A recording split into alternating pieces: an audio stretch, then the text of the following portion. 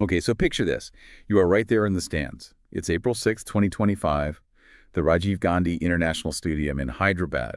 Sun is setting, the floodlights are coming up, and you can just feel that electric energy in the air. Right. GT taking on SRH. Oh, absolutely palpable. You know those IPL nights? I mean, just the atmosphere, it's unlike anything else. That hometown pride mixed with that global star power, feels like the entire city is holding its breath. Anything could happen. And it really did. So Gujarat wins the toss, elects to bowl first. And what followed was an absolute roller coaster ride. You had brilliant bowling spells. You had that gutsy fight back in the middle order, and then a sudden collapse. You're wondering what's going on. And then, a chase that almost seemed too easy. 7 wickets, the final margin. But the scorecard can't possibly tell the whole story. No, not even close. Because in cricket, and especially in the IPL, it's not just about those final numbers. It's about the individual moments, those turning points, those little battles within the larger war, if you will. So that's what we're going to do today. Really break it down and figure out why these key moments mattered, why they shaped the game. Let's rewind right back to the start then. Mohammed Siraj opening the bowling for GT. I mean, electrifying is the word that comes to mind. Local boy, but playing for the away team. Yeah. And he comes out just breathing fire. Yeah, I think that local angle always adds a layer of intrigue, doesn't it? Playing for Gujarat, but on a ground so well. I think you could sense that extra motivation, wanting to prove himself in front of the home crowd, even though he was technically the opposition. Oh, yeah, for sure. His very first over to Travis Head. Head gets a little bit lucky, edge of the bat, flies through for 4. And you think, okay, he's off the mark. But Siraj just comes back full and straight, hits head on the pads, and boom, Sai Sudarsan, diving catch at mid-wicket. What a start. I mean, expert, just from a tactical standpoint, what does a wicket like that, first over, do to a chasing team's mindset? It's a massive psychological blow. Head's one of the most dangerous batsmen in the world, particularly in the power play. You lose him that early, and the pressure just shifts onto the rest of the team instantly. Suddenly, the next guy in has to be more cautious. Every run feels more precious, and the whole momentum can swing in an instant. And Siraj wasn't done with those openers. Next over, Abhishek Sharma comes out. Another local boy known for his aggressive play. Siraj bowls a short one, Abhishek goes for the big hit, doesn't quite time it, and Rahul Tewatia at mid-on takes a good catch.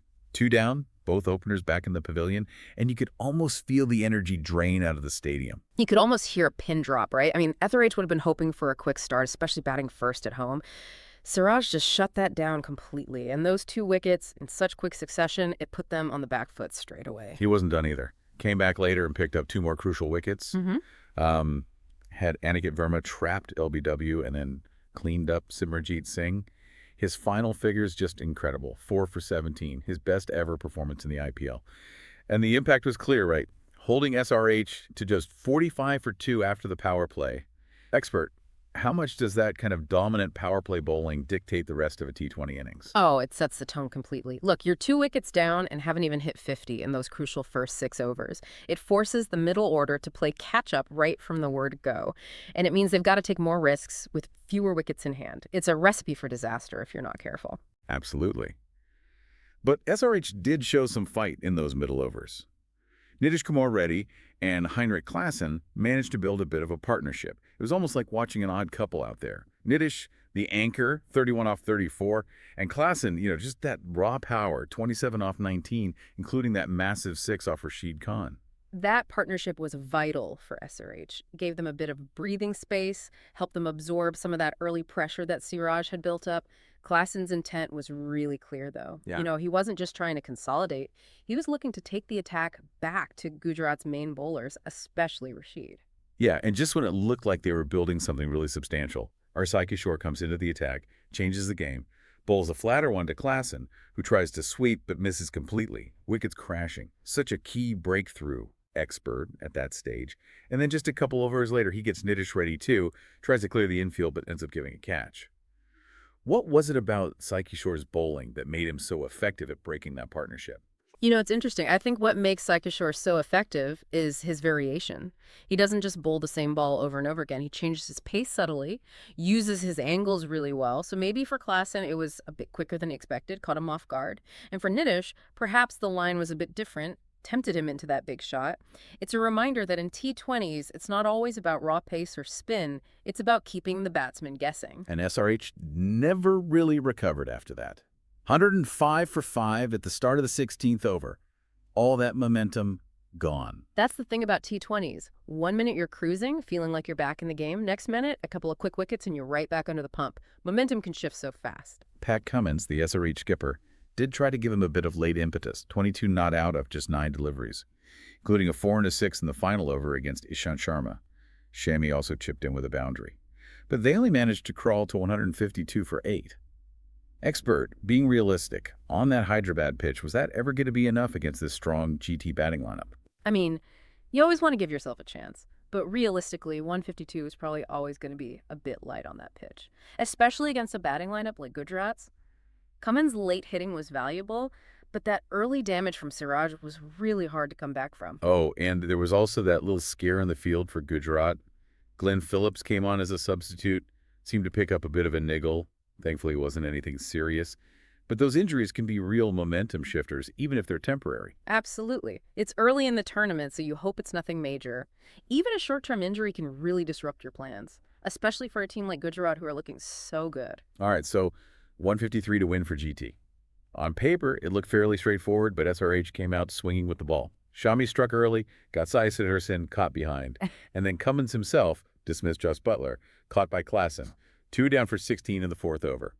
SRH fans back in full voice. Yeah, you could feel that shift in energy. Those early wickets, especially big names like Butler, can really put the pressure on. Suddenly, those 153 runs feel a lot further away. But then came, I think, the real turning point of the match. The 90-run partnership between Shubman Gill and Washington Sundar. Just a brilliant display of batting. Gill, the captain, just so calm and composed, picking his shots. And then Sundar, making his debut for GT, comes in and just starts blasting from ball 1. Fascinating contrast of styles. Expert, how did you see the chemistry between those two? It was a perfect blend of experience and aggression. Gill, he was the anchor, picking the gaps, keeping the scoreboard ticking over. That allowed Sundar the freedom to go after the bowling. And he did, fearlessly. It was like he was born to play in the IPL. The turning point within that partnership, I think, was Simarjeet Singh's 6th over. Sundar just decided to take him apart. 2 4s and then 2 huge 6s over fine leg. 20 runs off the over, and you could almost see the SRH players deflate. Oh, yeah, that's tough to come back from. That one over just shifted the pressure right back onto SRH. Suddenly they were scrambling, trying to plug the leaks. Yeah. And when a team loses its composure like that, it can be hard to regain it. Gill went on to get his 50, 36 balls. Just pure class, really a captain's knock. And Sundar, so close to his own 50, fell just short. 49 off 29, caught off Shami. But, even without the 50, what a statement. Innings on debut. It was the perfect innings for that situation. He didn't just slog. He picked his moments, took the pressure off Gill, made sure the required run rate never got out of control. And that confidence on debut, it's a good sign for Gujarat going forward. With the game firmly in hand, Sherfane Rutherford comes in, the impact player. And he finishes things off in style. 35 not out off 16 deliveries. Some really clean hitting. GT reaching the target in 16.4 overs. A pretty comfortable win in the end. Yeah, no mess around from Rutherford. Just came in and do what he does best. Big hits, clear the boundary. It's that kind of depth in the batting that makes Gujarat so dangerous. And, it's worth mentioning some of the other bowling performances, too. Sai Kishore finished with 2 for 24. Those were really important wickets to keep SRH's score down. Prasidh Krishna chipped in with 2 for 25, including the wicket of Ishan Kishan. Ishant Sharma had a bit of a mixed bag. But overall, that GT bowling attack looked pretty potent. They did. Siraj was the star, obviously. But even without him, they've got options. It's that ability to take wickets throughout the innings that makes them such a threat. Now, on the SRH side, Shami and Cummins, they really tried hard. But it felt like after those early wickets, they just couldn't create enough chances. And their batting, it's still a bit of a concern. 4 losses in their last 5 games now. And that opening partnership, Head and Abhishek, they haven't really fired. It puts so much pressure on the middle order every single time. Expert, where do you think SRH go from here? Is it personnel changes? Is it tactical tweaks? What do they need to do to turn things around? I think it's a bit of both, honestly. Look, you need your openers to give you a good platform. That's T20 Cricket 101. If those two can't find some consistency, maybe it's time to think about a shuffle in the batting order. See if they can spark something.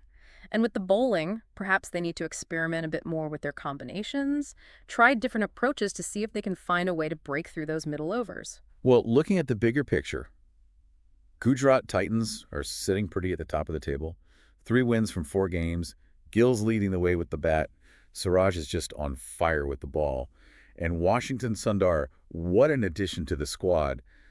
They're looking like real contenders. They are, and that's what you want early in the tournament, right? A settled side, key players in form. It breeds confidence. And when a team starts to believe they can win from any position, that's when they become truly dangerous. On the flip side, for SRH, this is now 4 losses in a row. They had that one win to start the season, and then it's just been downhill from there. Pat Cummins has got his work cut out for him. He's got to lift the morale, find some answers. They need to turn things around quickly if they want to stay in the race for the playoffs. Yeah, in a tournament like the IPL, momentum is everything. 1 minute you're on a roll, the next you're in a slump. SRH need to break this cycle, and they need to do it fast. So, looking back on that clash, April 6th, 2025, GT versus SRH, I think what really stands out is Siraj's bowling, that opening spell, just set the tone for the whole match. Gill and Sundar's partnership, that was the backbone of the chase. And then the ongoing struggles for SRH, particularly at the top of the order.